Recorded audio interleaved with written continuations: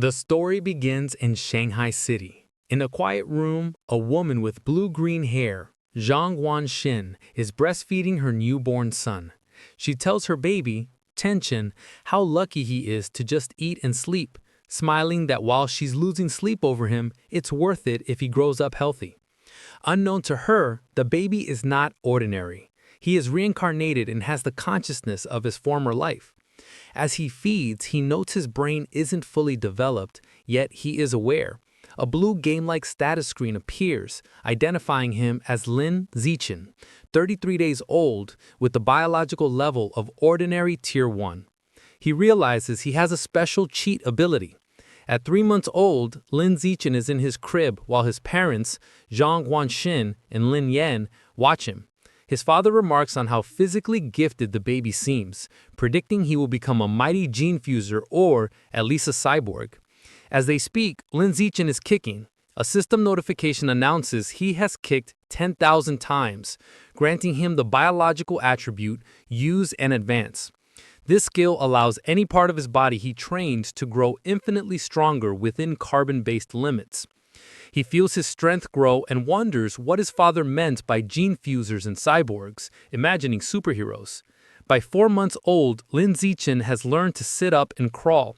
To avoid frightening his parents with his unnaturally fast development, he trains only at night. Each time he crawls, his system rewards him with points.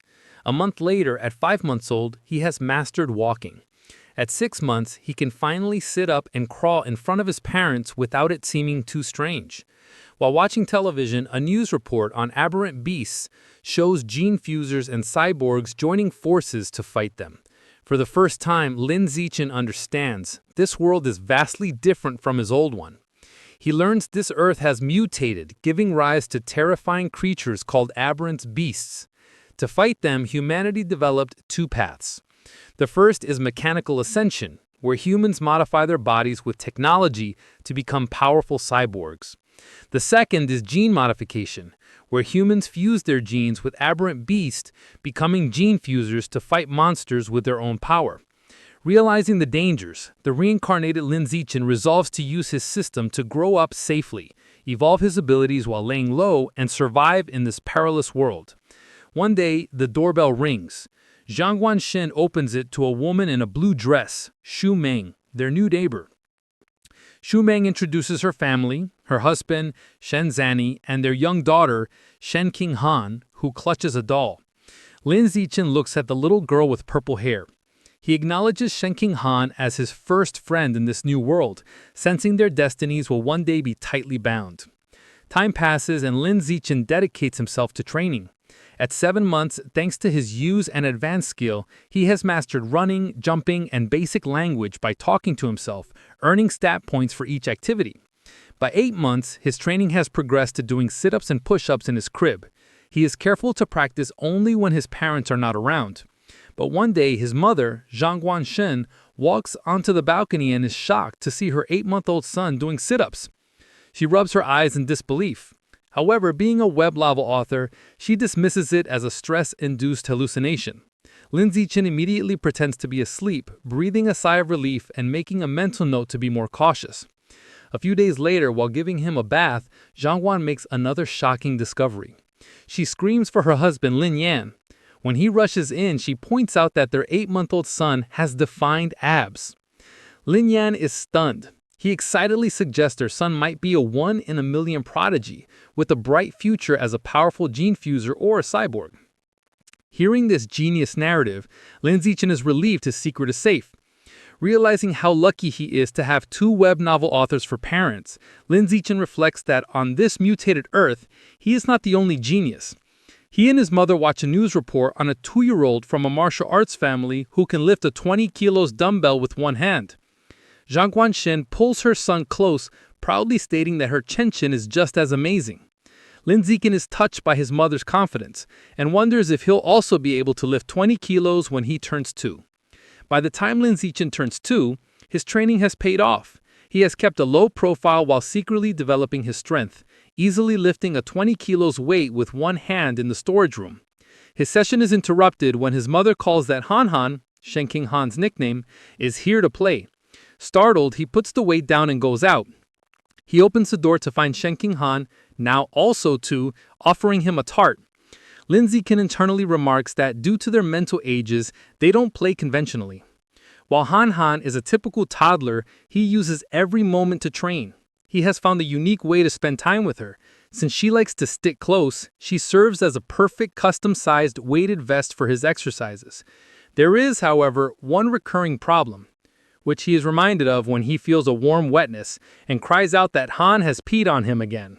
Another year passes. At age 3, Lin Zichen's strength has grown exponentially, and he can lift a 40-kilo weight with one hand. While watching TV, he sees a report about a 4-year-old prodigy lifting a 30-kilo dumbbell with one hand and notes with satisfaction that he is already stronger. Despite his progress, his system still shows his biological level as ordinary Tier 1. He wonders what it would take to reach Tier 2. With these questions in mind, he steps out of his house for the first time.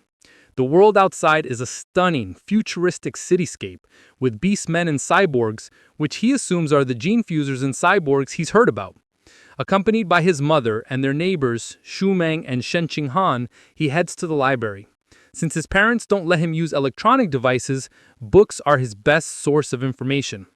At the library, his mother points him toward the children's section, but Lin Zichen hunts for advanced encyclopedias with a worried Shen King Han following him. The mothers watch in confusion.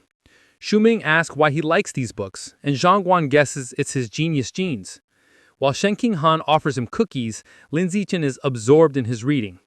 Through the books, he learns that all life is categorized into 6 biological levels: ordinary, advanced, rare, epic, legendary, and mythical, each divided into 9 tiers. He realizes normal humans like his parents are at the bottom, ordinary Tier 1, as insignificant as ants, compared to higher-level beings.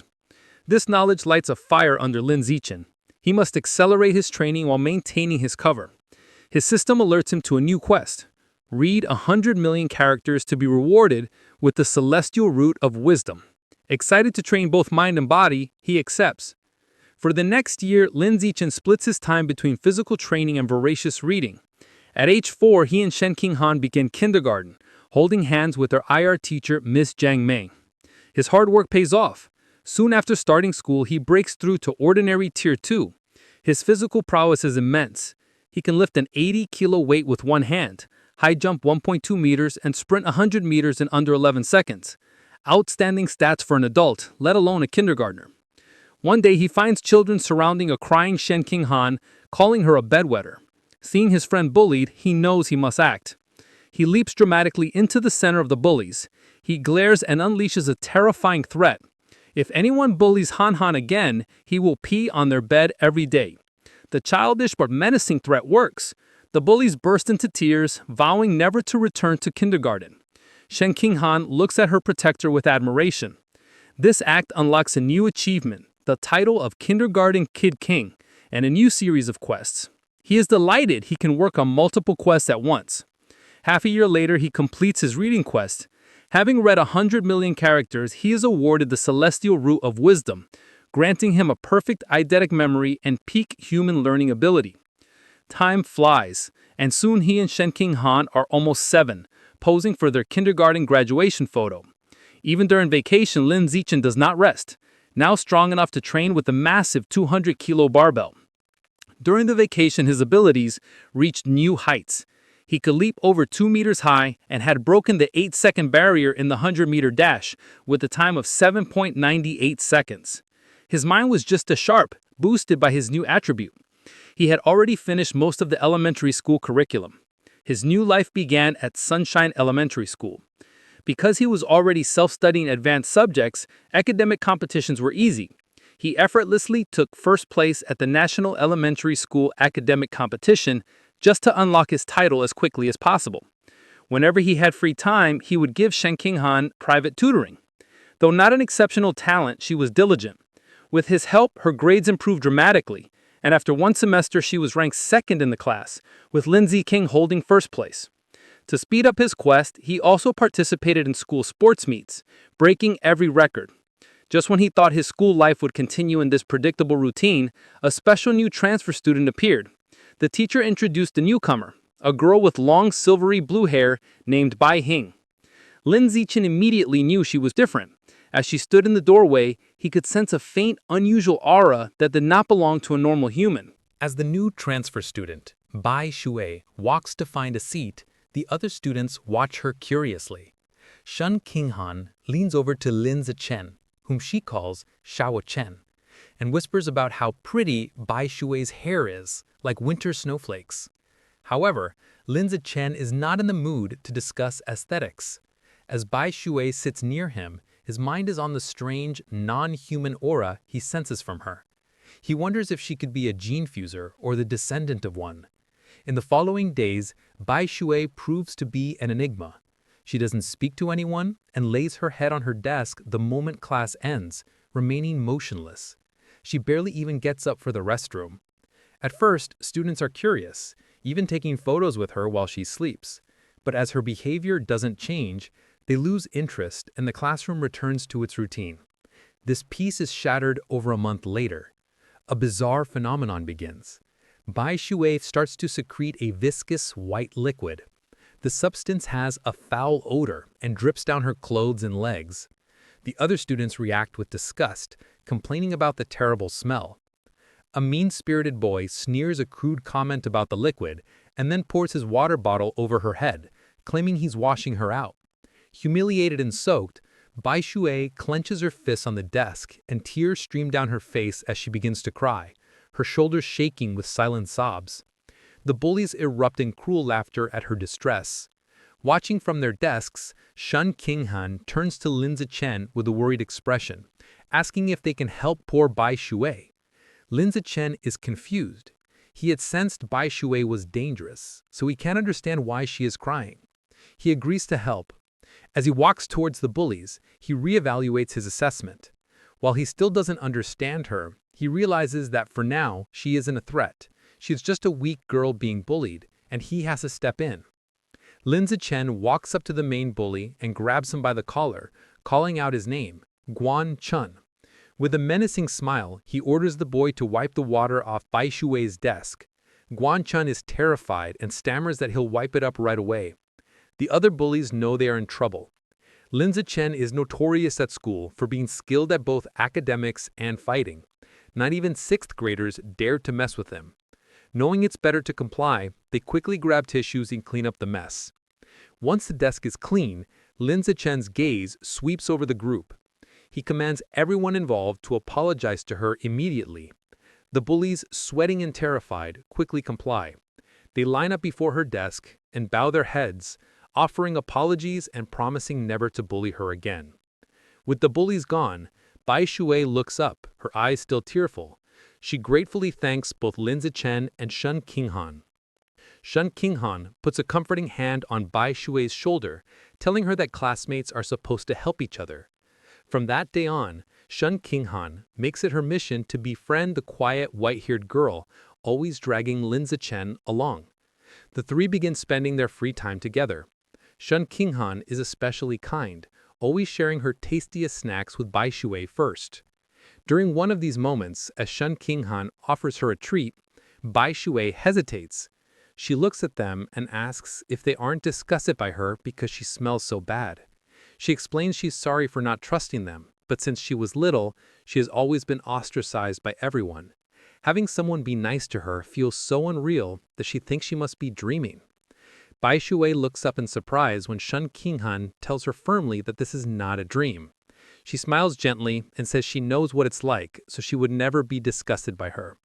She declares that as long as Bai Shui is willing, they will be friends forever, pulling a slightly exasperated Lin Zichen into the promise. Overcome with emotion, Bai Shui tightly hugs Shun Qinghan.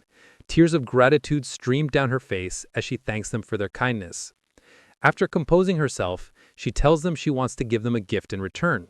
She holds out a necklace with a pair of beast fangs, explaining it was a birthday present from her mother. She gives it to them, hoping it can be a symbol of their friendship. Shun Qinghan enthusiastically agrees, and the three children stand together in the schoolyard as the sun sets, joyfully declaring they will be friends forever. However, just as their newfound friendship was solidified, the unexpected happened. One day, Shen Qinghan is stunned to learn that Bai Shui has transferred out of the school. Lin Zichen confirms it, revealing that he saw her filling out the withdrawal papers. He flashes back to watching from the principal's office doorway. He saw Bai Shui with the principal and a large, intimidating man with cybernetic arms. The principal assured the man that Bai Shui's paperwork was complete and her information will be kept confidential.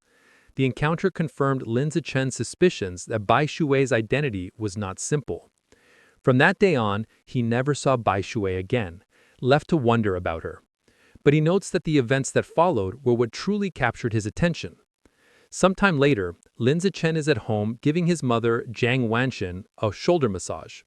She sighs in relief, telling him the massage is perfect after a long day of typing. Lin Zichen internally notes that he learned professional massage techniques thanks to his celestial root of wisdom, and is surprised by its usefulness. Their quiet evening is interrupted by a major news report. It features yet another incredible achievement by the Kyoto prodigy. At just 10 years old, the boy has successfully fused with aberrant beast genes and can now lift a 500-kilogram boulder with one hand.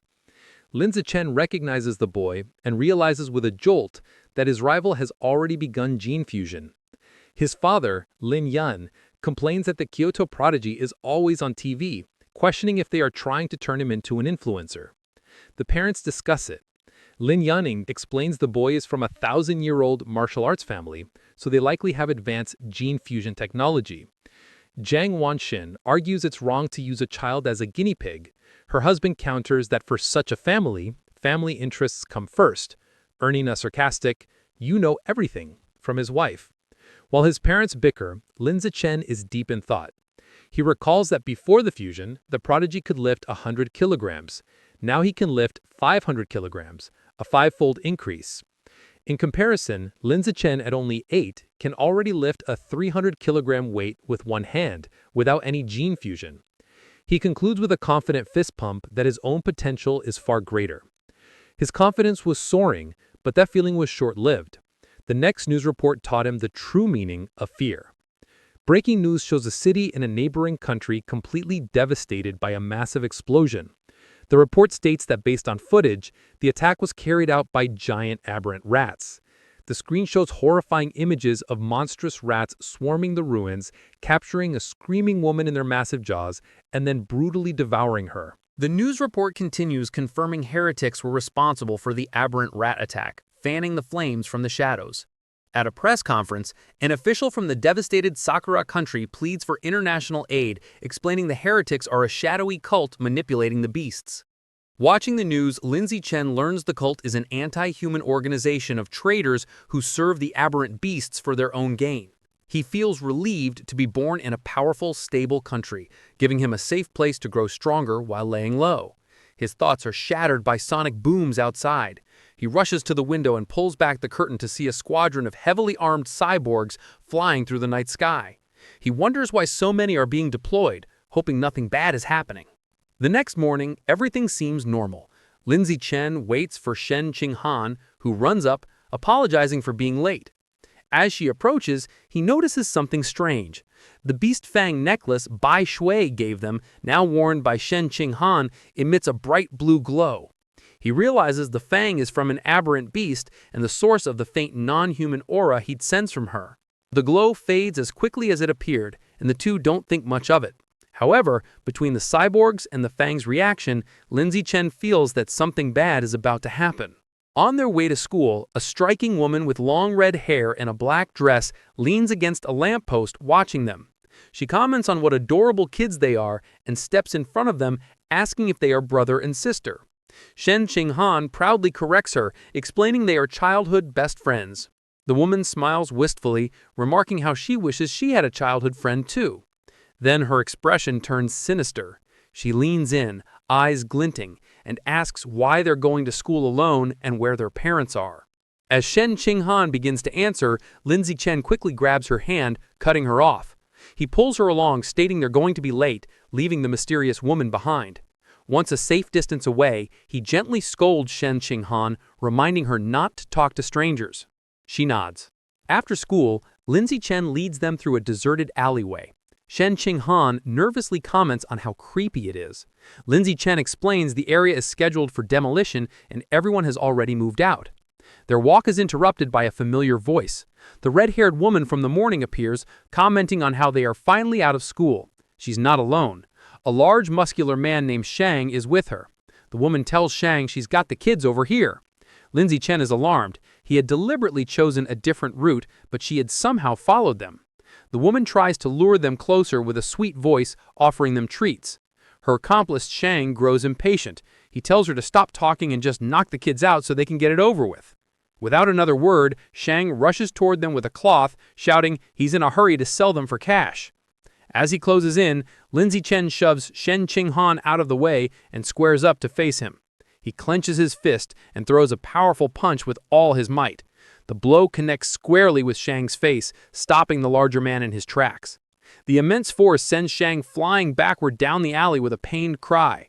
The red-haired woman watches in utter disbelief, shocked that an elementary schooler could send a grown man flying. On the ground, Shang coughs up blood, stunned. With Shang down, Lindsay Chen turns to the red-haired woman. Before she can react, he lands a solid punch to her midsection, followed by a powerful uppercut that knocks her unconscious. Standing over the defeated kidnappers, his expression hardens. He picks up a nearby brick, his intentions grim. He reasons that with no cameras in the deserted alleyway, he must finish them off. If they live, his superhuman powers will be exposed, ruining his plan to lay low and grow stronger. Just as he is about to deliver the final blow, the ground trembles violently. A powerful earthquake shakes the alley, catching them off guard. A moment later, a massive clawed hand smashes through a nearby building wall. A monstrous giant aberrant rat emerges from the dust and rubble, towering over them. The beast ignores the children and looms over the unconscious woman, but instead of devouring her, it decapitates her with a swift swipe of its claws. The rat then picks up her severed head as Shen Qinghan screams in terror. Recognizing the danger, Lindsay Chen scoops the horrified Shen Qinghan into his arms. He tells her it's a giant aberrant rat and they have to get to safety. He turns and sprints away, carrying her as they flee. As they escape, a flash of red and gold streaks through the sky. A female cyborg with blonde hair and rabbit ear attachments on her helmet dives into the alley. She moves with incredible speed, a blur of motion as she zips past the rat. Shen Qinghan, looking over Lindsay Chen's shoulder, exclaims how unbelievably fast the cyborg is. The cyborg lands gracefully behind the monster. Facing the rat, the female cyborg prepares her attack. Her gauntlet glows as she charges her weapon and announces anesthetic smoke. She fires projectiles at the monster, causing massive explosions that rock the alley. Lindsay Chen shields Shen Qinghan from the blast. The aberrant rat is caught in the fiery explosions, roaring in pain, and is left dazed by the anesthetic smoke. Seeing her opening, the cyborg surges forward and finishes off the weakened beast in a flurry of strikes. Later, Lin Zichen watches a news report about the incident at home. He analyzes the fight, concluding the cyborg's power level probably isn't very high. He reasons she had to weaken the rat first, and it still took her 7 minutes to kill it. He reflects on the danger of giant aberrant rats, knowing they are tough creatures that can grow over 10 meters long and reach ordinary 5th tier. Fortunate that they escaped unharmed, the incident reminds him of the world's dangers. He resolves to increase his training to protect himself and those he cares about. He is later seen in his training space doing weighted squats with a heavy barbell, his system rewarding him with points. Although the threat of aberrant rats looms, life continues. Soon, he and Shen Qinghan celebrate their 9th birthday with both families around a large cake. After making wishes, they exchange gifts. Thanks to his celestial root of wisdom, Lin Zichen had taught himself to carve in one night and crafted an intricate wooden hairpin for Shen Qinghan. She is overjoyed, placing it in her hair and exclaiming how much she loves it. Time passes quickly, and soon Lin Zichen and Shen Qinghan graduate from elementary school and start middle school. As they leave, his system notifies him that he has completed the Dominate 9 years of compulsory education achievement, unlocking the Kindergarten Kid King title and Elementary School Top Dog titles. He becomes excited to unlock the Middle School Overlord title next, which will grant him the Survival of the Fittest attribute. During the break, he sticks to a high-intensity training regimen. His training includes 1,000 push-ups with a massive boulder on his back, granting him huge stat boosts. His hard work pays off. Just before school begins, after a 10-kilometer run, his system announces his biological level has broken through to ordinary third tier. His physical attributes increase dramatically. He can now lift 700 kilograms with one hand, has a vertical jump of 4 meters, and can run the 100-meter dash in 6 seconds. As his power grows, he wonders what level the Kyoto prodigy has reached. Coincidentally, a news story airs on TV the night before school starts. The report reveals the now 14-year-old prodigy has fused with giant ant genes and can lift a 2,000-kilogram alloy block with one hand. Lin Ziqin calculates that since giant ant genes increase strength by a factor of 4 to 8, the prodigy's true lift without the gene enhancement is only around 500 kilograms. This means Lin Ziqin is still fundamentally stronger. He smiles, imagining how powerful he will become with future gene fusion. The next day, middle school begins. Because he was the city's top student, all the best middle schools tried to recruit him. He accepted the invitation from Shanghai Middle School, but only if Shen Xinghan could be in his class. During registration, they are welcomed by the principal and their new homeroom teacher, who express how much they are counting on him. After a few pleasantries, he makes an excuse and leaves with Shen Xinghan. The real reason he chose Shanghai Middle School was for its excellent athletic facilities. They had planned to play badminton on the school's court before classes officially started. On the court, an excited Shen Xinghan tells Lin Ziqin they should start. She serves with a flourish, calling out her fairy's curveball. Lin Ziqin easily catches the shuttlecock mid-air, but their game is interrupted. A group of upperclassmen approaches, and their leader, in a backward cap, snatches the shuttlecock, informing them the court is reserved. His friends mockingly offer to let Shen Xinghan stay and spar with them. Shen Xinghan stands her ground, telling them they have to follow the rules and they were there first. Lin Ziqin, seeing them get too close to Shen Xinghan, steps in with a cold expression. He tells them to get away from her and reminds them of the first-come, first-served rule. The leader scoffs, arrogantly declaring he is taking the court. The leader holds the shuttlecock and tosses it up, but before he can serve, Lin Ziqin moves. He declares that from now on, his rules are the only ones that matter. With a surge of power, he leaps and smashes the shuttlecock with incredible force. The shuttlecock rockets across the court, a white blur. It moves so fast the leader barely has time to react. The force of the impact shatters his racket and sends his cap flying. The upperclassmen are left in shock, sweating and trembling. They wonder if Lin Ziqin is even human, questioning if he's a gene fuser. One notes with terror that if the shot had been off by a little, their head would have been taken off. Thoroughly intimidated, the upperclassmen bow deeply in apology. They tell Lin Ziqin they understand the rules now and will be leaving immediately. They then beat a hasty retreat. Perhaps because word of the incident spread, no one ever dared to bully Lin Ziqin or Shen Xinghan again. Aside from being bigger with better facilities, their new school life felt much the same. Academically, Lin Ziqin was far ahead, having finished the middle school curriculum long ago. During class, he would read interesting books to pass the time. At night, after workouts, he would use his celestial root of wisdom to learn new skills online quickly, dabbling in cooking, photography, driving, swimming, and various sports. To unlock the middle school overlord title, he didn't just rank first in every subject. He also represented the school in national competitions. He stood amidst a mountain of trophies. To keep a low profile, he was careful not to win first place in every competition. A semester went by, and the title still hadn't unlocked. However, his performances earned him many fangirls, who left stacks of love letters on his desk. He ignored them.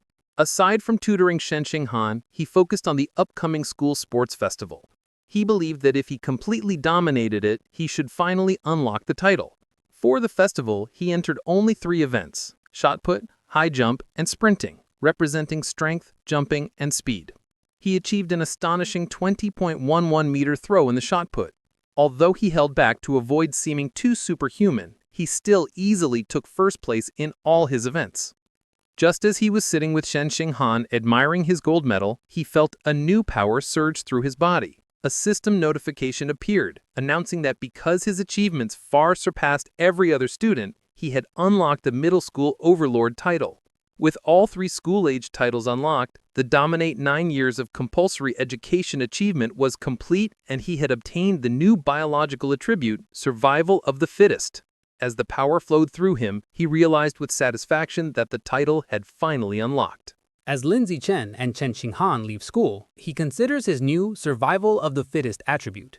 The ability lets a predator devour the life essence of other creatures to evolve. He wonders what life essence is, lost in thought until Chen Qinghan calls for him to wait. Snapping back to reality, he gets an idea.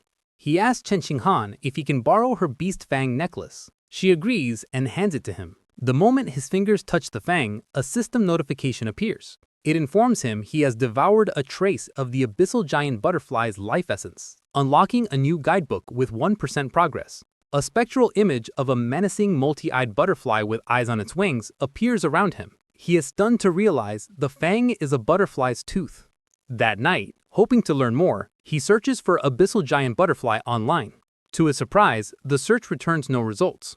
Realizing he will have to study this exotic beast on his own, he remembers Baizhu had given them a pair of fangs. He rummages through his bag and finds a second tooth. Holding the second fang, he once again absorbs its power. Another system notification confirms he has devoured a second trace of life essence, but the guidebook progress only increases to 2%.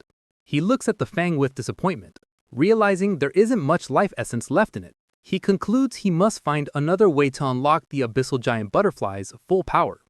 The next day after school, to boost his training and ensure a quick escape route from any aberrant beasts, Lin Zichen starts biking Chen Qinghan to and from school every day. As they leave the school grounds, a man calls out to him. Zichen. The man in a tracksuit stops them and introduces himself as Coach Guao from the school's martial arts team. He praises Lin Zichen's performance at the sports meet as the best in school history.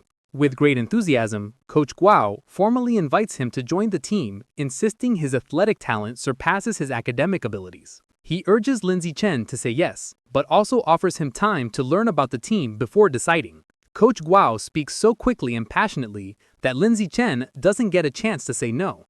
Waving goodbye as they ride off, the coach tells them the martial arts team is in room C of the gym and that he'll be waiting for him if he's free to visit the next day. As the sun sets, Lin Zichen is back in his room ready to test his new ability. He claps his hands, squashing a cockroach and a mosquito he found. He opens his hands to examine the dead insects, but feels no power surge. He realizes killing such small ordinary creatures didn't trigger the skill. He deduces that only powerful or exotic beasts carry enough life essence to be devoured for his evolution. To verify his new theory, Lin Zichen decides to visit a supermarket that sells beast meat. With Chen Qinghan on the back, he bikes them into the city. They soon arrive at a large multi-story supermarket.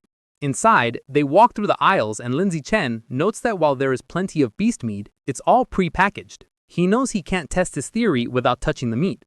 Just as he's feeling frustrated, he hears a butcher advertising fresh-cut beast meat.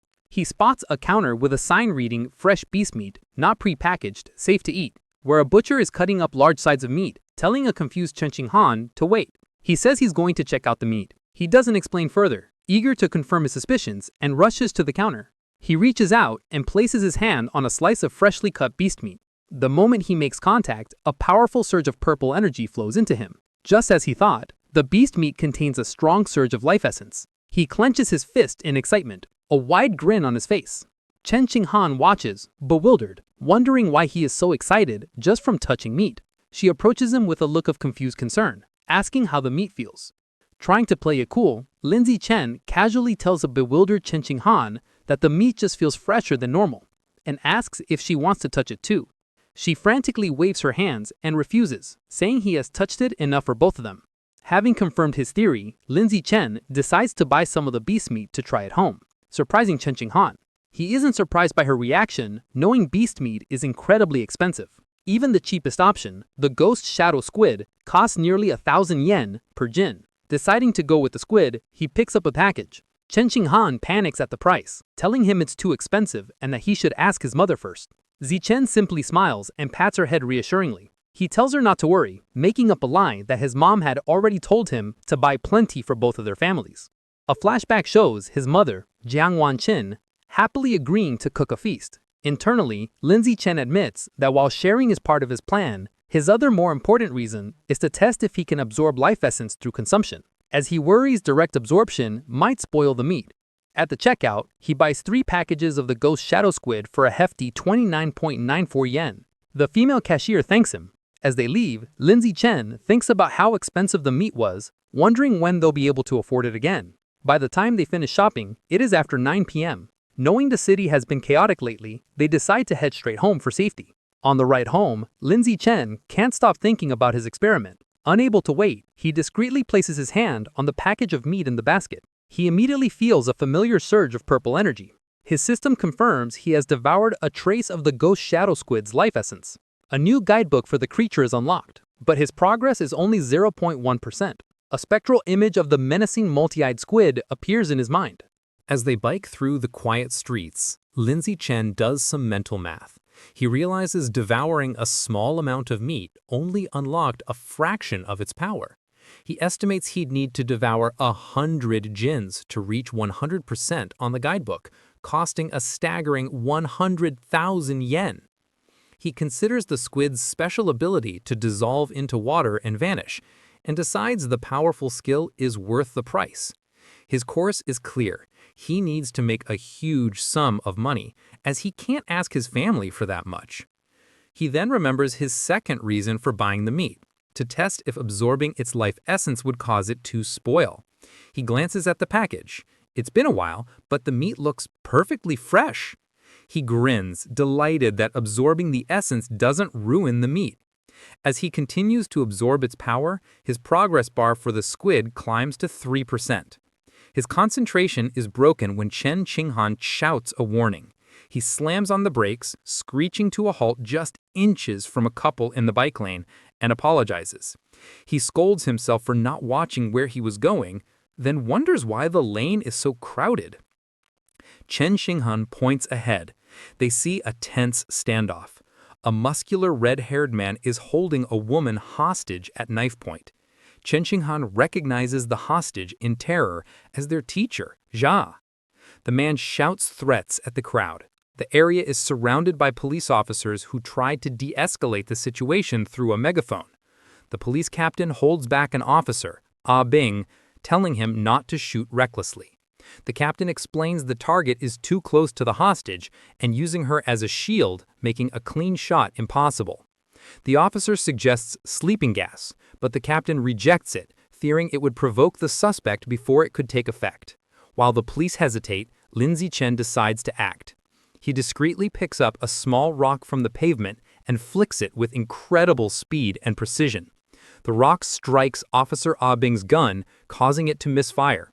The stray bullet hits the hostage-taker's hand, forcing him to cry out and drop his knife, releasing Teacher Jia.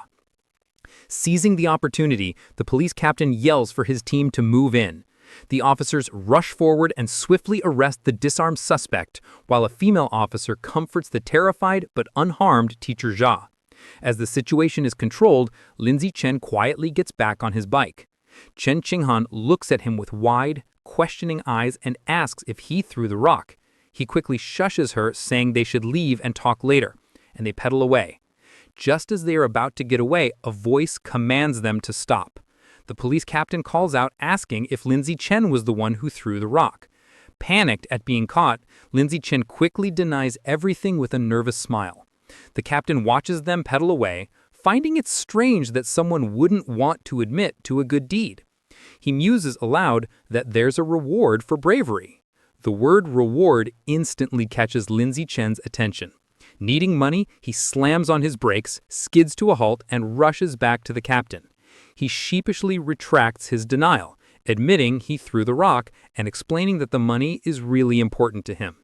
The captain tells him to come to the station to make a report, promising to help him apply for the reward. After informing their families, Lindsay Chen and Chen Qinghan prepare to head to the police station. He assumes everything will go smoothly, but as the police lead the cuffed suspect away, something goes horribly wrong. The suspect's face begins to twist grotesquely. The police realize with horror that he's a heretic and is mutating into a giant aberrant rat right before their eyes. The monster breaks its cuffs and goes on a rampage, swiping its massive claws at the officers. The police captain gets on his radio, ordering all forces to open fire but to protect the civilians. The officers unload their weapons, but the bullets have no effect. A frantic report comes in identifying the heretic as having fused with Rat King genes and calling for immediate backup. Realizing the danger, Lindsay Chen apologizes, grabs Chen Xinghan, and pulls her away, urging her to run. He's relieved the monster isn't chasing them, but knows they need to get away fast. As they flee, a new figure streaks down from the sky in a purple aura. It's a female cyborg in sleek, futuristic armor. She lands a powerful blow on the giant rat, sending it staggering backward. Hovering in the air, the cyborg, a woman with short, dark purple hair, begins to charge a laser cannon in her chest. With a command to fire, she unleashes a massive, devastating beam of purple energy that engulfs the mutant rat. The creature roars in agony as it is completely disintegrated, leaving nothing but scorched remains. Lindsay Chen watches, stunned by the cyborg's incredible power. With the threat gone, Teacher Zha and Chen Xinghan breathe sighs of relief. Lindsay Chen, however, is more concerned about his bike, noting with relief that the blast didn't hit it, which would have been a huge financial loss. Just as the tension subsides, he has a sudden realization. He looks into the bike's basket and sees the expensive ghost shadow squid meat has spoiled, giving off a foul smell. He now understands his initial theory was correct. Absorbing the life essence causes the meat to spoil, but there's a delay. Holding up a limp tentacle, he realizes he needs an excuse and decides to blame the fight and the now-deceased heretic. Putting on a dramatic show, he throws the spoiled tentacle down, loudly blaming the heretic and the cyborg's attack for roasting the meat. Teacher Jacques comforts him, saying, "What matters is that you're all safe." Although they plan to go home at the captain's request, they end up riding with the security team to the station. They didn't expect to be transported in the same van as the heretic's remains. After the laser blast, all that was left was a pile of scorched flesh on a gurney, and the smell was intense. As he sits in the foul-smelling van, another thought strikes Lindsay Chen.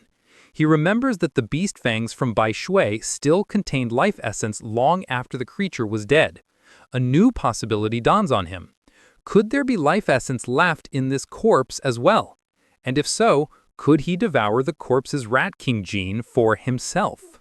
Sitting in the police van, Lindsay Chen wonders how much of the Rat King gene he can devour from the heretic's scorched corpse. Deciding to find out, he discreetly reaches his hand toward the remains. The moment he makes contact, he feels a powerful surge of red energy. His system confirms he has devoured a trace of the giant mutant rat's life essence, unlocking its guidebook with an impressive 5% progress.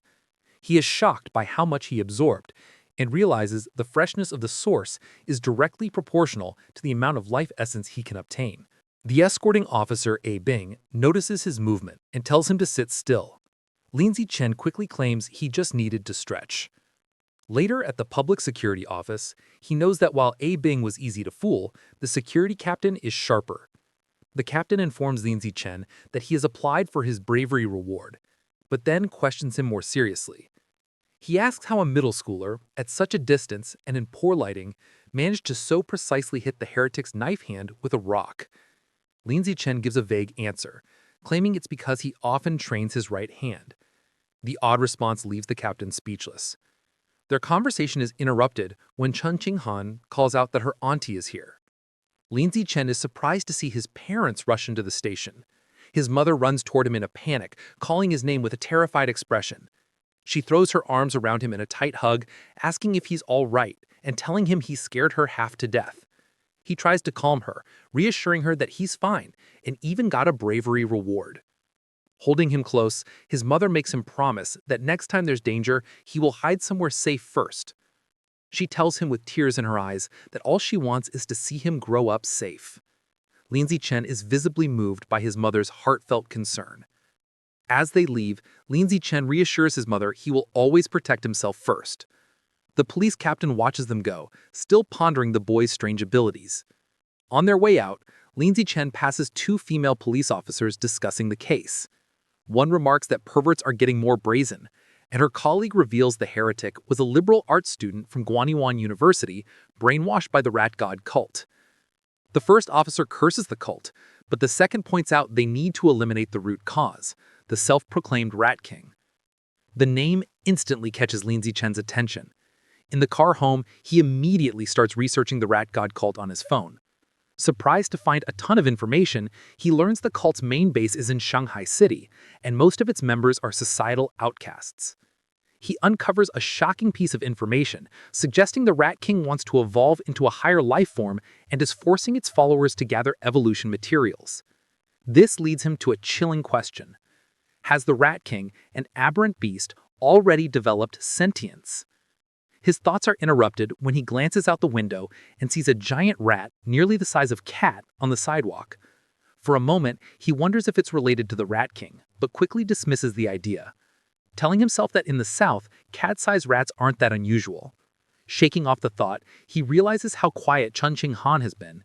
He looks over and sees her squirming uncomfortably, her knees pressed tightly together. He immediately understands. He recalls that since she was a child, whenever she gets nervous or startled, she can't control her bladder.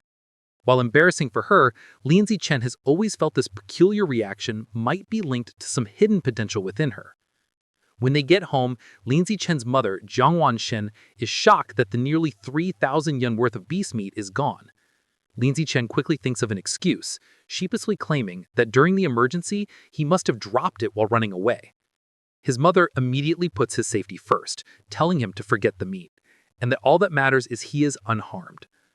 Lin Zichen breathes an internal sigh of relief, glad he fooled his mother.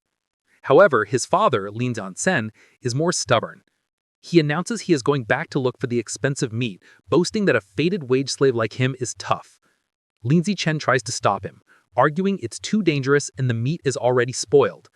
His father becomes suspicious, asking how he could know it had gone bad.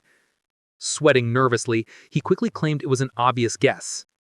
Meanwhile, back at the now empty public security office, the police captain is still pondering the night's events. As he smokes a cigarette, he can't shake the question of how an ordinary middle schooler could have thrown a rock with such incredible power and precision. Suddenly, he hears a strange noise from the corner. His eyes widen in shock as he sees a massive rat, far larger than any normal rodent, perched on top of the filing cabinets. Before he can react, the giant rat leaps down. The captain instantly draws his pistol and opens fire. The confrontation is swift and violent, ending in a bloody blur. The next day in class, Lin Zichen sighs at his desk. Reflecting on the previous night, he concludes he is still too weak compared to the powerful heretic and the female cyborg. He needs to make money fast to buy more beast meat like the ghost shadow squid to fill his guidebook's progress bar. He considers becoming an influencer or selling study materials, but dismisses the idea as too flashy and against his goal of keeping a low profile. Suddenly, an idea strikes him. He remembers that in this world, martial arts and gene fusion are more important than academics. He decides it is time to act. Later, he heads to the gym where the martial arts team practices in Building C. He finds Coach Guo drinking from a thermos and greets him. A surprised Coach Guo asks if he's here to join or just to learn more about the team. Instead of answering, Lin Zichen leans in and discreetly asks if joining the team offers a chance to compete in city tournaments, and if the prize money is high.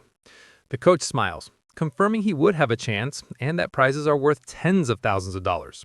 With his main concern addressed, Lin Zichen shakes the coach's hand and announces he is joining the martial arts team today. Coach Guo happily welcomes him. The coach gathers the team to announce their new member. He introduces Lin Zichen, reminding them of his performance as a sports meet champion. The other team members, Zhang Kai, Han Tianxin, Liu Tong, Han Yiguo, and Ah Xing, introduce themselves. Finally, Lin Zichen introduces himself. Since Lin Zichen has no formal martial arts training, Coach Guo demonstrates basic fist and leg techniques. The coach explains the moves look simple but are difficult to master, noting that the team's fastest learner, Li Xiu Tong, took a week to perfect them. He then encourages Lin Zichen to try. Lin Zichen assumes a ready stance. Thanks to his celestial root of wisdom attribute, which grants him heaven-sent martial insight, he already memorizes and understands every detail of the demonstration just by watching. As he practices the fist techniques, a system notification awards him points in vitality, strength, dexterity, and proficiency. He executes the hand and fist movements with flawless precision and speed. He transitions seamlessly into the leg techniques, performing powerful, fluid kicks. Another system notification grants him points for his leg muscles, dexterity, and proficiency. The coach and the team watch in stunned silence. The coach's jaw drops and almost fumbles his thermos, unable to believe it. He wonders how someone could learn the complex forms perfectly after one look. Staring at the flawless performance, a single thought forms in his mind. He must be a once-in-a-million martial arts prodigy. That evening in Shanghai, Lin Cixin's mother, Jiang Wangxin, calls him for dinner. He rushes out eagerly, spoon in hand, asking what she made. She proudly presents a large platter of the ghost shadow squid he wanted. The aroma is incredible, and he tells his mother how amazing it smells. She urges him to eat while it is hot. He takes a bite and praises her cooking as the best in the world. Pleased, she tells him to eat a lot, as she bought 3 full gins for him. As he eats, a system notification appears. He devours a trace of the ghost shadow squid's life essence by consuming it, bringing his guidebook progress bar to 3.01%. He realizes with frustration that eating the meat works just as well. If he had known, he wouldn't have spoiled the first batch by touching it. While they eat, a news report catches their attention. It is about a 14-year-old genius girl, the youngest cyborg in history. After fusing with an energy core, her energy system grants her superhuman abilities, lifting a 5,000-kilogram SUV with one hand, sprinting 100 meters in 3 seconds, and jumping 8 meters vertically. Watching this, Lin Cixin ponders the debate in his world between the Kyoto prodigy's gene fusion and this girl's cybernetics. Which path is stronger? His thoughts are interrupted by another breaking news story. It announces that the security captain they met, Hun Shen, is killed in his office. Surveillance footage shows he is attacked and devoured by a giant rat that infiltrates the station. Medics are shown wheeling his body into an ambulance. Lin Cixin is horrified. He recalls the large rat he saw the night before and wonders if it is connected. He imagines a giant rat rampaging through the city. The captain's death is a grim reminder of the escalating danger. Staring intently, Lin Cixin decides he must intensify his training immediately. Following the police captain's death, Lin Cixin dedicates himself to a grueling training regimen. After intense practice, he can now sprint 100 meters in a blistering 4.61 seconds. His physical power skyrockets. His vertical jump is 5.3 meters, and he can lift an astounding 1,200 kilograms with one hand. In addition to his personal training, he continues his martial arts practice with the school team, hoping to boost his strength quickly for the upcoming tournament. The next morning at school, he heads to the gym to practice with a curious Shen Qinghan tagging along. On their way, a girl with pink hair warmly greets Lin Cixin and offers him a bottle of fresh milk. He politely declines, thanking her, and walks past with Shen Qinghan, leaving the girl disappointed. Watching from a distance is his teammate Zheng Kai. He clenches his fist in anger, resentful that the person who beat him at the sports meet is rejecting a gift from the girl he admires. Unable to contain his frustration, Zheng Kai rushes forward and blocks their path. He confronts Lin Cixin, scolding him for his poor manners and for hurting the girl's feelings. When Lin Cixin calmly explains he's allergic to milk, Zheng Kai refuses to believe him and calls him a liar. Enraged, Zheng Kai points at Lin Cixin and challenges him to a spar. He sets the terms. If he loses, he will never bother Lin Cixin again. But if Lin Cixin wins, he must drink the whole bottle of milk. Just as the challenge is issued, a new system notification appears. A new achievement mission is triggered. Defeat 1,000 different opponents in formal competition for the survival of the fittest biological trait. A sly grin spreads across Lin Cixin's face. This is the opportunity he has been waiting for. Surrounded by a menacing purple aura, he accepts the challenge, his eyes glinting with anticipation as he agrees to the spar. Word of the duel spreads quickly through the school. 2 students excitedly decide to go watch the fight between the popular junior Lin Cixin and a senior. By the time they arrive, the gym is packed with onlookers forming a large circle around the sparring area. The crowd clearly favors Lin Cixin. Many of his female fans cheer him on, urging him to teach his opponent a lesson, including the pink-haired girl from earlier who readies her phone. Zheng Kai scoffs, annoyed that everyone assumes he will lose. He internally admits Lin Zichen's talent has grown incredibly over the past month. He sees this duel as his last chance to put the rising genius in his place and show off his own strength. In contrast, Lin Zichen remains calm, casually stating that he needs to go home for dinner and asking if they can make the fight quick. Taking this as an insult, Zhang Kai smirks and agrees to grant his wish. Coach Guo steps between them to officiate. He raises his hand to start, reminding them of the rules. However, before the fight begins, Zhang Kai shouts for them to wait. With a condescending grin, he offers Lin Zichen a handicap.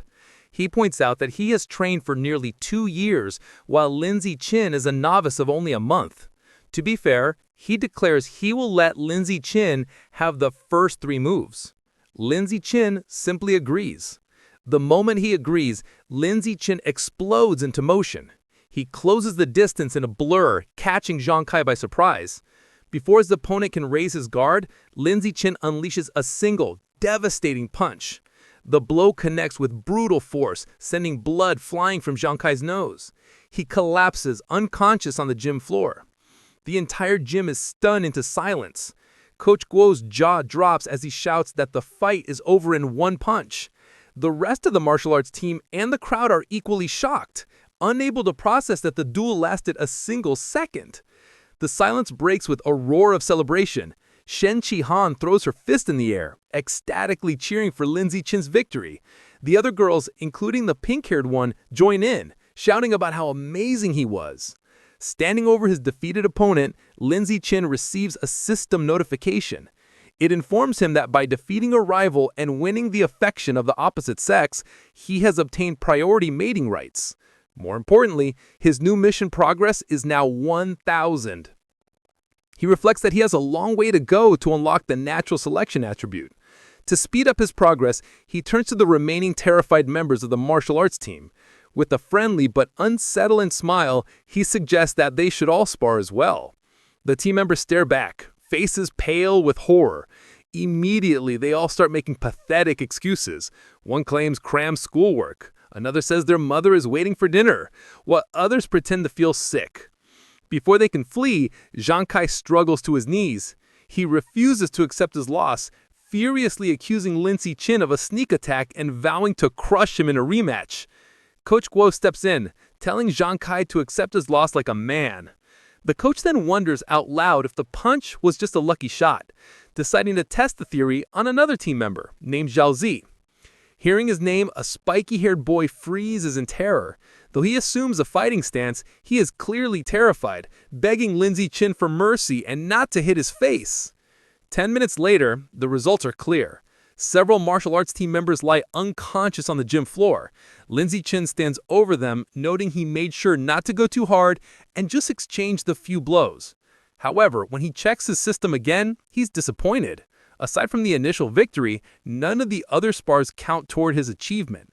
The rival count remains at 1,000. He realizes friendly sparring isn't enough. He has to defeat rivals in an official competition. As he thinks about this, a hand claps his shoulder. Coach Guo grins maniacally, declaring that Lin Zichen is a true genius. He exclaims that in just over a month, the newcomer has become the team's ace. Filled with new confidence, the coach proclaims that with Lin Zichen leading, their school will crush all others and take first place at the year's regional martial arts tournament. As Coach Guo celebrates, Lin Zichen has a moment of clarity. He realizes the coach is right. The upcoming tournament is the perfect opportunity to face many official opponents at once. He becomes determined, understanding that as long as he defeats them in an official competition, each victory will count toward his progress. His thoughts are interrupted when a defeated Zhang Kai calls his name. Having regained consciousness, Zhang Kai stands, points at Lin Zichen, and formally accepts his loss with a bizarre and overly graphic declaration of submission. His strange words leave everyone, including Shen Chi-han, Coach Guo, and Lin Zichen, completely shocked and disturbed. With the duel over, the spectators and coach quickly leave, leaving a bewildered Zhang Kai alone, complaining that he hadn't finished a speech. In this world, high schoolers must choose between martial arts or academics. Given the dangers around them, the martial arts class is considered the superior choice. Determined not to be left behind, Shen Shihan decides to join the martial arts class and begins training rigorously with Lin Ziqin. Their daily routine is intense. They start with a 30,000-meter run, followed by an hour of hand-to-hand combat practice. After that, they do sit-ups and push-ups to build strength. To conclude each session, Lin Ziqin gives Shen Shihan a massage to relieve her muscle tension. Of course, Lin Ziqin doesn't slack on his own training. He pushes himself to the limit daily, driven by the goal of winning the tournament and unlocking the natural selection attribute as quickly as possible. 1 month later, all their hard work is about to be tested. The day of the regional martial arts tournament has arrived, and a determined Lin Ziqin is ready to compete. The tournament is at the massive city gymnasium with a huge crowd around a central fighting ring. In the waiting area, the mood is tense. Coach Guo nervously reviews the roster, complaining that their school, Shanghai High, drew a match against the strongest team, Shanghai No. 1 High. Another team member adds to the anxiety, mentioning their opponents have a fighter who can run the 100-meter dash in under 9 seconds, leaving them feeling outmatched. Sensing the team's low morale, Lin Ziqin calmly raises his hand and volunteers to fight first. Though still worried, Coach Guo agrees to let his ace take the stage. As Lin Ziqin walks into the arena, Shen Xinghan cheers him on from the sidelines, while Coach Guo shouts encouragement through a megaphone. Lin Ziqin readies himself for the fight. His opponent, a much larger and more muscular student from Shanghai No. 1 High, steps forward. He acknowledges Lin Ziqin's talent for making it to the tournament as a first year. However, his tone quickly turns mocking. He sneers that the stage isn't meant for a shorty who hasn't even hit 1.7 meters. Flexing his bicep, he promises to show Lin Ziqin what a true gap in size and power feels like. The referee signals for the duel to begin. The large opponent rushes forward, unleashing a powerful punch. To his shock, Lin Ziqin doesn't retreat. He effortlessly sidesteps the blow and counters with a swift punch to his opponent's chest. The impact is devastating. The force sends the massive student flying backward across the arena, knocking him out cold. The announcer stares in stunned silence before stammering a victory for Lin Ziqin. On the sidelines, Shen Xinghan jumps to her feet, cheering that her Xiao Chen was amazing. The rest of the Shanghai High team erupts in celebration, mobbing their coach and shouting that Lin Ziqin is insane, dismissing his opponent's strength as dead muscle. Meanwhile, on the other side, the coach for Shanghai No. 1 High is furious. He berates his defeated student for charging in blindly without using his footwork. Back in the ring, Lin Ziqin receives a system notification confirming he has defeated another tournament rival, improving his ranking and bringing his elimination count to 2,100. He clenches his fist, satisfied that these matches are what he needs to advance. The opposing coach, determined to stop this, calls his next fighter forward, a boy named Cheng Feng, and orders him to crush the first year as quickly as possible. Cheng Feng calmly agrees. He steps onto the stage and assumes a ready stance, looking far more composed than the last fighter. The announcer signals for the second duel to begin. Chen Feng immediately showcases his superior technique, moving with incredible speed and launching a flurry of attacks. Lin Ziqin calmly meets the assault, blocking a powerful kick with one hand. However, the force of his block sends Cheng Feng spinning wildly through the air before he crashes hard onto the arena floor unconscious. Medics rush in with a stretcher and carry Chen Feng away, stating he needs a head scan. The crowd is left bewildered. They murmur among themselves, questioning what just happened and speculating that the student from Shanghai High must be insanely lucky. Some angry spectators shout that the tournament must be rigged, demanding a refund. However, the coach of Shanghai No. 1 High knows better. Clutching his head in despair, he realizes with dawning horror that this isn't luck. The first year from Shanghai High is the real deal. Back in the waiting area, the coach has a new strategy. He calls his next fighter, a spiky-haired boy named Gao Fei, and gives him strict orders to focus entirely on defense, warning him that he cannot afford to lose. Gao Fei is, however, brimming with confidence. He calmly tells his coach not to worry, assuring him he will win. As he walks to the ring, Gao Fei internally dismisses Lin Ziqin's victories. He believes his opponent isn't strong and has only won through tricks. With his superior speed, running the 100-meter dash in under 9 seconds, and greater experience, he is certain he can't lose. The crowd is buzzing. Spectators discuss Gao Fei's reputation, marveling at his speed. One person mentions his father is a gene fusion user, explaining his enhanced abilities. The consensus is that Lin Ziqin's impressive run is about to end, though they acknowledge his great potential.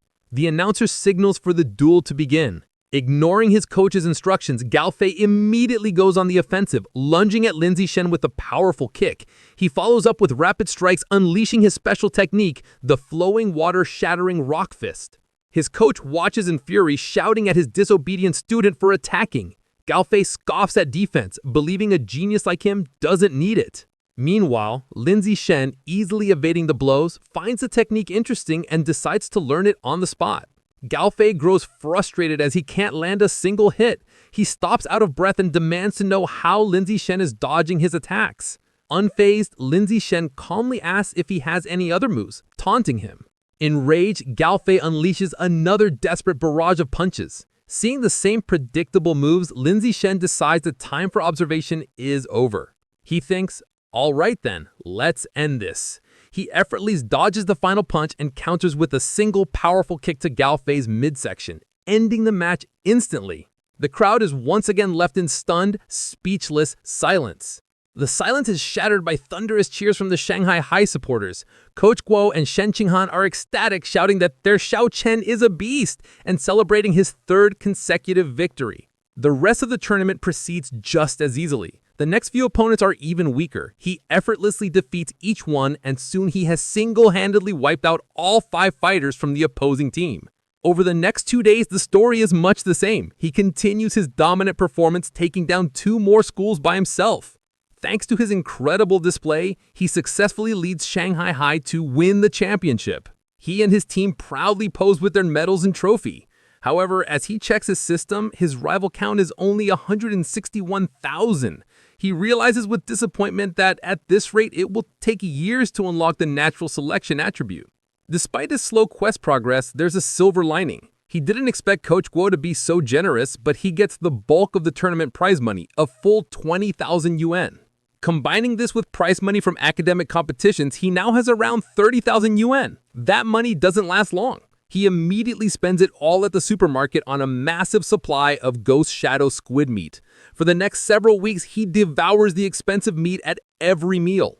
After consuming 30 jin, his Codex Unlock progress for the Ghost Shadow squid reaches 33%. His intensive training and consumption of beast meat pay off. By his second year of middle school, he breaks through to the next level, advancing from ordinary Tier 3 to Tier 4.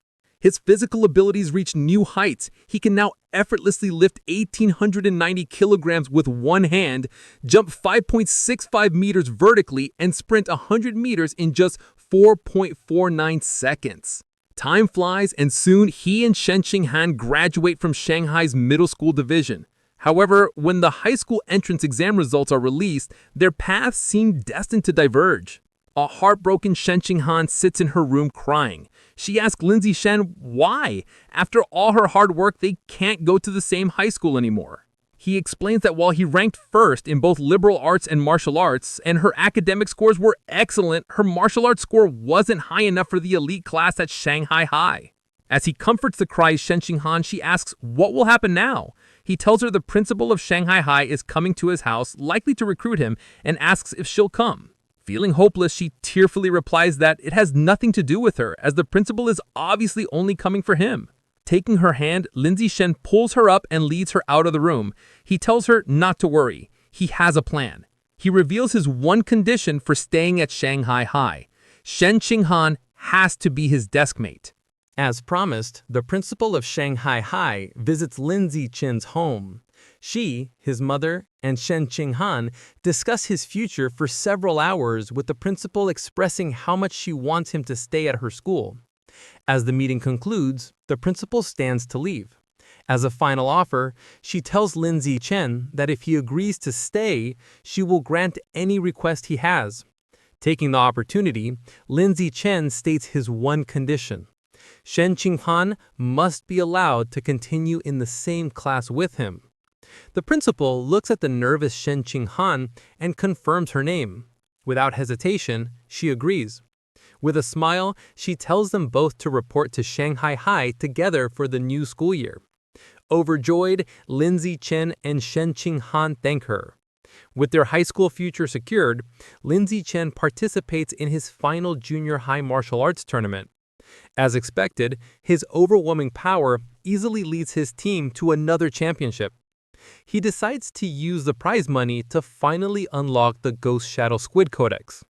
He was only 20% away, and the new prize money was enough to max out the progress bar. Unsure what might happen, he travels to a secluded forest outside Shanghai for safety.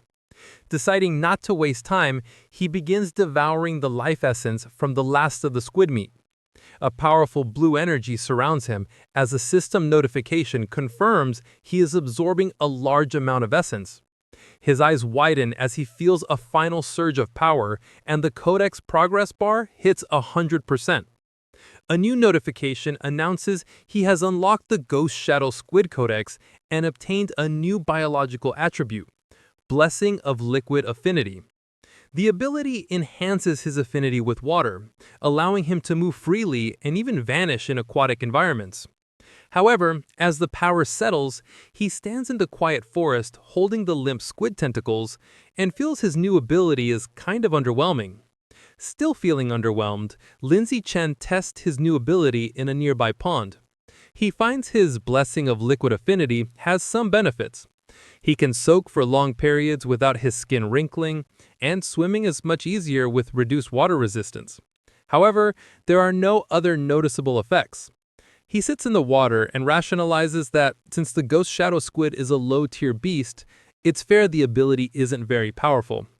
He resolves that to get better attributes, he will either have to save up for higher-grade beast meat or become strong enough to hunt powerful wild mutant beasts himself. The memory of the terrifying giant mutant rats strengthens his resolve, and he clenches his fist, determined to grow stronger. With less than a week before school begins, Lindsay Chen's mother and Shen Qing Han's family decide to go on a trip to better study his new liquid affinity. Lindsay Chen suggests they go to the beach. As they stand in the ocean, Shen Qing Han shivers and complains the seawater is cold. Lindsay Chen, however, feels perfectly at home. He tells her to ease into it, and then dives into the water, swimming with incredible speed. As he moves, his system rewards him with stat points for swimming and diving. From the shore, a nervous Shen Qing Han calls out, asking him to teach her how to swim. Lindsay Chen pops his head out of the water, suddenly remembering his childhood friend doesn't know how yet. He begins patiently teaching her the basics. Given her average athletic talent, he assumes she will struggle. However, Shen Qing Han proved him wrong. She excitedly exclaims that swimming is surprisingly easy, and that she learned it right away, diving effortlessly. She swims gracefully and surfaces with a look of shock. Surprised she can dive without any instruction, Lindsay Chen watches in shock as a strange blue aura of water seems to emanate from her. After she surfaces, she excitedly tells him how amazing it feels. She notes that while opening one's eyes underwater usually stings, she feels no discomfort. In fact, she finds it cool and pleasant. Her words leave Lindsay Chen deep in thought. He watches her swim away, finding the situation unusual. He reasons that even with a natural talent for water, there's no way she could have mastered all the skills so instantly. Her rapid learning is simply not normal. Suddenly, a realization dawns on him. He recalls her lifelong problem with bedwetting. When nervous, he wonders if this weakness is actually a sign of a powerful innate water affinity she was born with. The idea excites him. He becomes convinced she might possess some kind of special cultivation body like a character from his parents' novels. To test his theory, they continue diving. Her performance shocks him even more as they explore the underwater world. He notes they've been holding their breath for over 10 minutes, an incredible feat for a beginner like Shen Qing Han. As they swim, Shen Qing Han's expression suddenly changes. A strange, swirling sound begins to vibrate through the water around her. Both look up, trying to find the source. They surface abruptly, and Shen Qing Han cries out as the glowing blue water swirls around her. Later that night, as they walk along the beach, Lindsay Chen asked what happened. Shivering, she explains that underwater, she kept hearing strange and creepy sounds right by her ear. He comforts her and asks what kind of sounds. She tells him she couldn't understand the language, but it was a female voice that echoed non-stop until she surfaced. To help a frightened Shen Qing Han calm down, Lindsay Chen brings her back to their hotel room. Later, he searches online for information about the strange female voice, but finds no results. Unsettled and unable to sleep, he uses his restless energy to train. As he performs 1,000 weighted sit-ups, he feels a sudden surge of power. A system notification announces his hard work has paid off. He has advanced to ordinary Tier 5. Surprised but pleased, he considers his new strength. He realizes at Tier 5 he is powerful enough to rival a fully grown giant mutant rat. A determined glint appears in his eyes. As he clenches his fist, confident that tearing the beast apart with his bare hands is no longer impossible. Eager to test his new limits, he goes to the empty beach at night. The stat boost is immense. His 100-meter dash time has dropped to a mere 3.64 seconds, and his vertical jump has increased to an incredible 6.98 meters. To test his strength, he finds a nearby car and discovers he can now lift the 1,600-kilogram vehicle with one hand. With this new progress, his life moves forward. The vacation ends, and he and Shen Qinghan begin high school at Shanghai High. On their first day, they arrive early for class duty. Two new female classmates immediately recognize him, whispering excitedly about how handsome he is and how lucky they are to be on duty with him. While he is surprised his classmates know him, something even more unexpected happens. Simply performing class duty triggers a new system quest. The achievement requires completing 1,000 cooperative tasks for a new biological attribute, social animal. As he cleans the classroom with Shen Qinghan, he wonders what this new attribute will do. Since the school year has just begun, he takes the opportunity to visit the Mammoth supermarket after school. Now that he has unlocked the Ghost Shadow Squid Codex, he knows it's time to choose a new target for his ability. As he browses the expensive beast meat section, his eyes lock onto a new item. In one of the refrigerated cases is the packaged head of a savage giant eagle priced at 1998 yuan per jin. An eager grin spreads across his face as he picks up the package, making his decision. This will be his next target. The savage giant eagle is a higher-tier aberrant beast than the ghost shadow squid. It has incredibly powerful vision, 30 times stronger than a normal human's, making it a formidable hunter that can precisely capture even the fastest prey. Back in his room, Lin Zichen examines the eagle meat. He concludes that unlocking its guidebook is a worthy goal, as its enhanced vision would provide a massive combat advantage. He also notes its price of 1,998 yuan per jin makes it one of the more affordable options. He places his hand on the meat, and a blue energy surrounds him as his system confirms he has devoured a trace of the savage giant eagle's life essence, unlocking 1% of its guidebook. After some calculations, he realizes that since 1 jin of meat provides only 1% progress, he will need to spend over 200,000 yuan to fully unlock the guidebook. He understands that high school tournament prize money is much higher than in middle school. With renewed determination, he decides he must work harder in competitions to earn the money to unlock the savage giant eagle's codex before his second year. With the end of summer vacation, Lin Zichen's high school life at Shanghai High begins. On the first day, the teachers introduce themselves. The martial arts and homeroom teacher, the mechanical modification teacher, the gene fusion teacher, and the wilderness survival teacher. After their introductions, they ask the students to introduce themselves. Several students go first. A girl with long purple hair, Chu Yuxi, says her specialty is in the arts. She is followed by an energetic, pink-haired girl, Chong Yijia, who shares her love for anime, cosplay, and sports. Next, a boy named Peng Huangguang says he likes to play video games at home. Soon, it is Shen Qinghan's turn.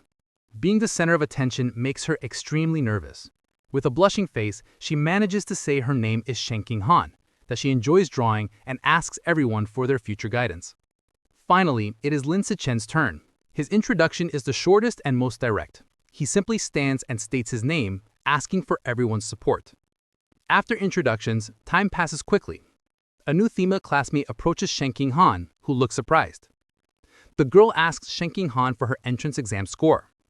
Shen Qinghan nervously replies that she scored 709 points and then asks the new girl, Chuxi, for her score.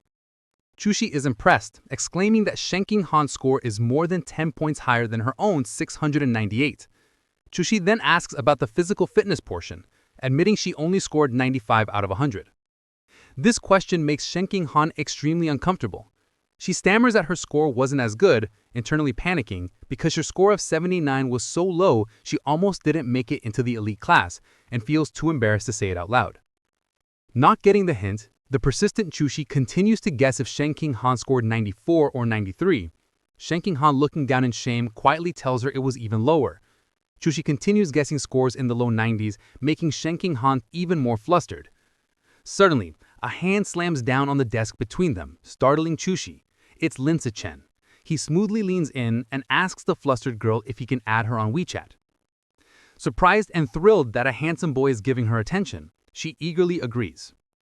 From her seat, Shen Qinghan breathes a sigh of relief, grateful that Lin Zichen saved her from the awkward conversation. Lin Zichen then turns to another male classmate, Hey Yu, and also asks to exchange contact information. After adding them, he creates a 4-person group chat.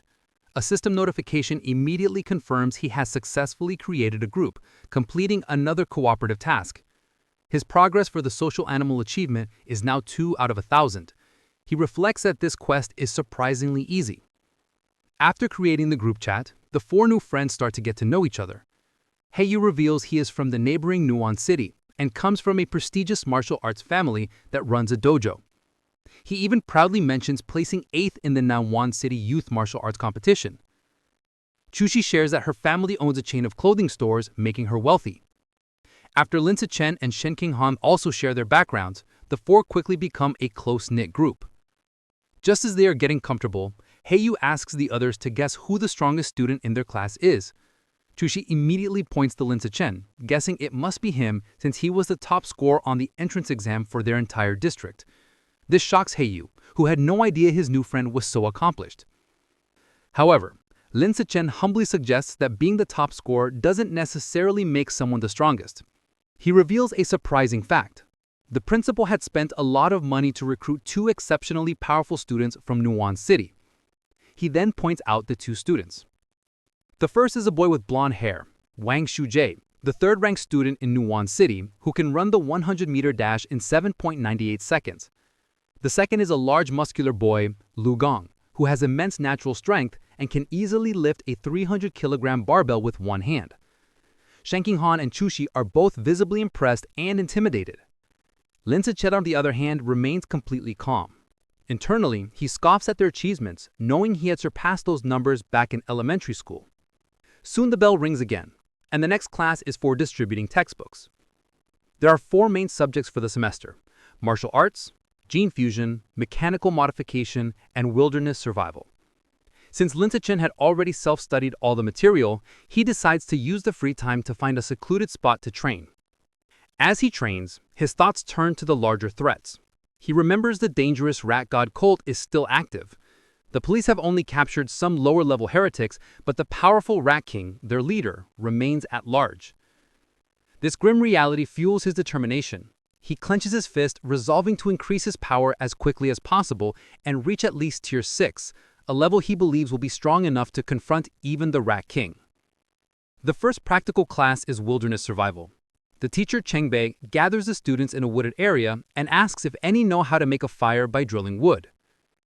Heiyu mutters, "It's a useless skill." To everyone's surprise, both Wang Shujie and Lu Gong step forward and successfully start fires using the primitive method. The teacher's impressed and asks how they learned. Lu Gong explained he learned at a summer camp, while Wang Shujie says he taught himself by watching videos online. After they are done, Lin Zichen easily teaches the same technique to his own small group, and they quickly master it. Later in martial arts class, the teacher Han Yongfang announces he will teach them a special breathing and cultivation technique. Once again, Wang Shujie and Lu Gong loudly declare they have already learned it, showing off for the class.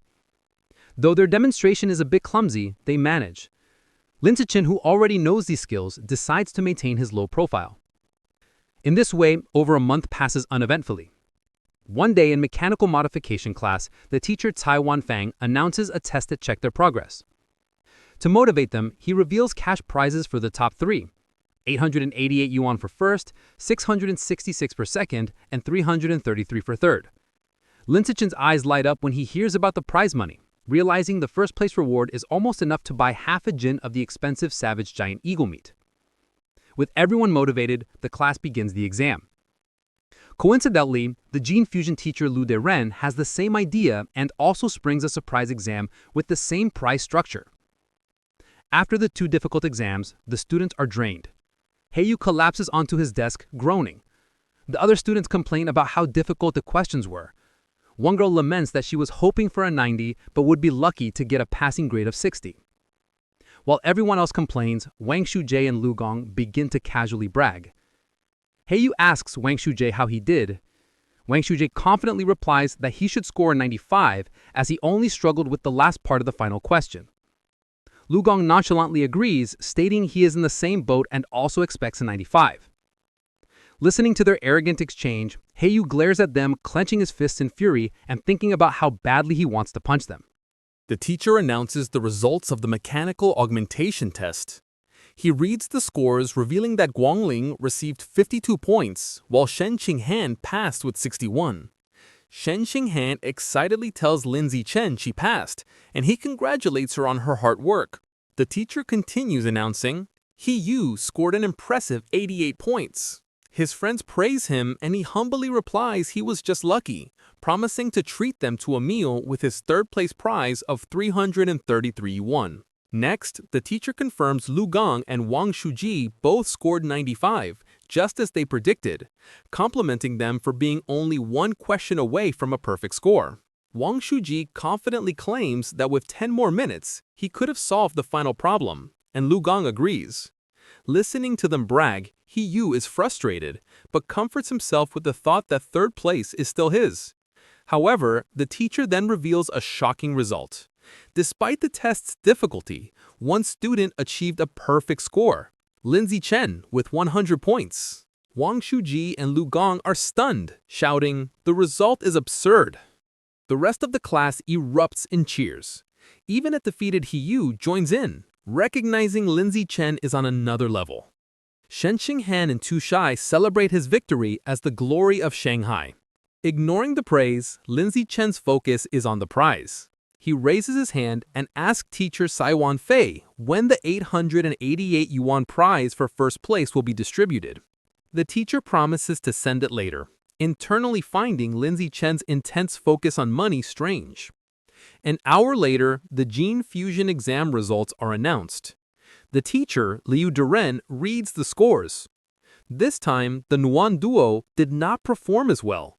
Lu Gong scored 81 and Wang Shuji 83. Though still good scores, they are clearly disappointed. In contrast, Shen Qinghan achieves an excellent 78, placing her in the top 5, and she celebrates with Tu Shai. To the shock of his classmates, Lin Zichen once again secures a perfect score, effortlessly winning another prize.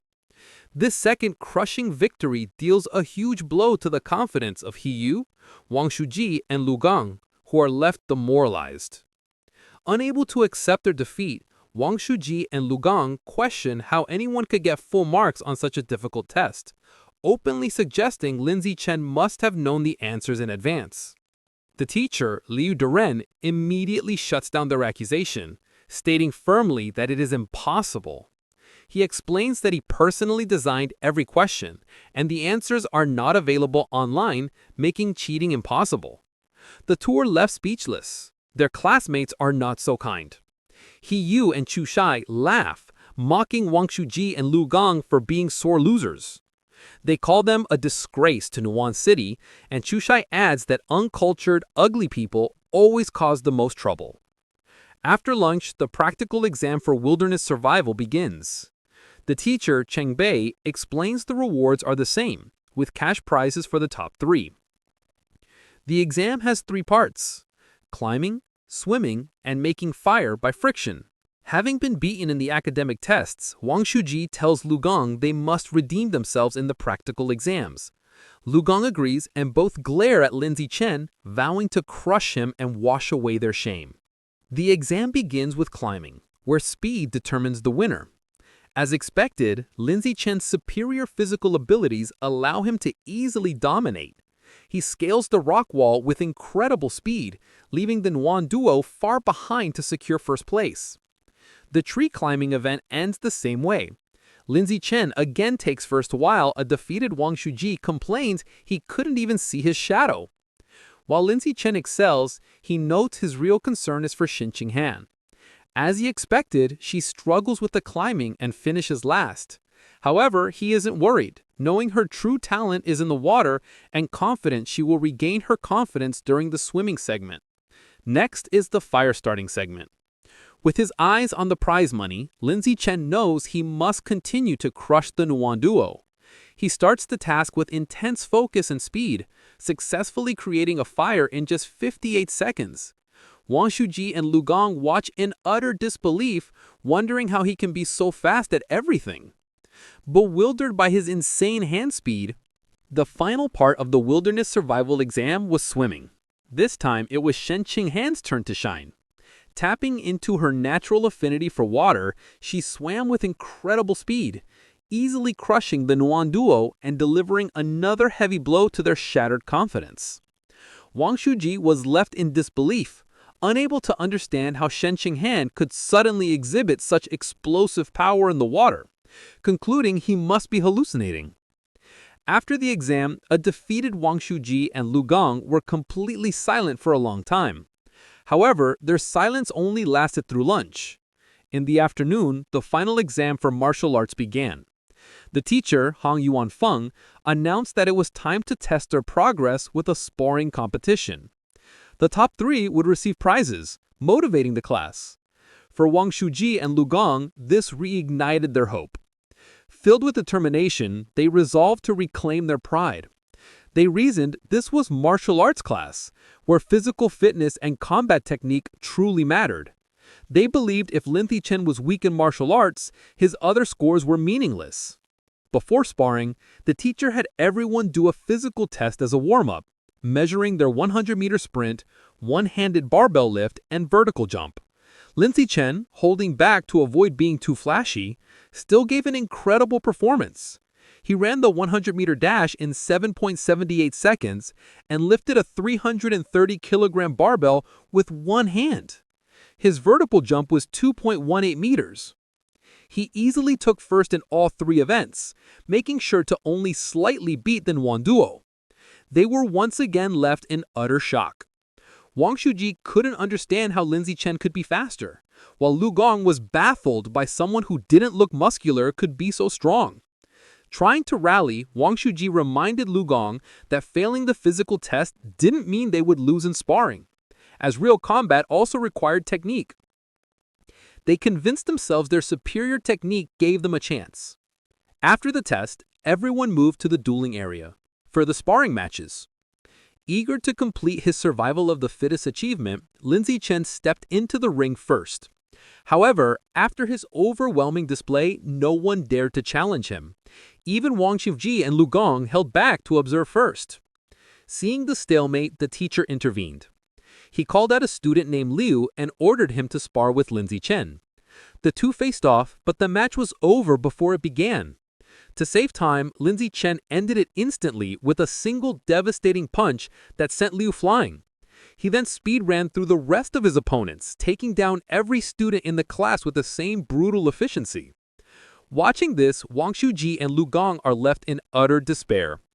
Wang Shuji realizes with horror that Lindsay Chen is far stronger than they imagined, and probably wasn't going all out during the physical test. He wonders how anyone could compete with such a monster. Just as their spirits are crushed, Yu suddenly leaps into the ring shouting Lu Gong's name. He points at Lu Gong, declaring he's warmed up and at his peak, and challenges him to a fight, eager to vent his frustration. Lu Gong readily accepts. He reasons that while he may not be confident against Lindsay Chen, he can certainly defeat Yu and vows to flatten him in 30 seconds. With a battle cry, Yu rushes forward and the two clash in a fast exchange of blows. However, the fight is decided by the clear gap in their abilities.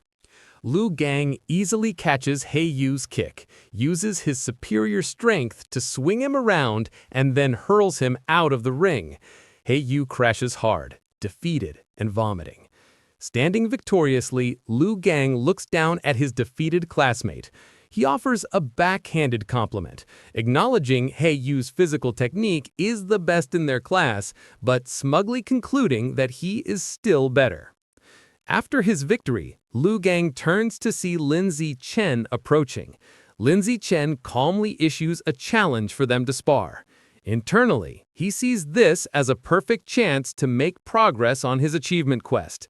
Fresh off his win and brimming with confidence, Lu Gang smirks and accepts, declaring he is not afraid. Lu Gang immediately goes on the offensive with a powerful punch. However, the gap in their abilities is apparent. Lindsay Chen moves with blinding speed, effortlessly dodging the attack and leaving afterimages. Before Lu Gang can register what happened, Lindsay Chen counters with a swift kick. The powerful blow connects squarely with Lu Gang's back, and he is sent flying out of the ring defeated in a single blow. With both Nuan Duel members utterly defeated, the other students begin to taunt the last one standing. They shout at Wang Shuji, asking him if he's going to avenge his fallen bro, and telling him the pride of Nuan now rests entirely on his shoulders. They jeer, telling him not to chicken out. Annoyed, Wang Shuji snaps at the crowd to shut up, claiming he was already planning to fight. He rushes into the ring to face Lindsay Chen. As he stands before his overwhelmingly powerful opponent, he steels his resolve, telling himself that what is meant to come will come, and he must find a way to defeat him.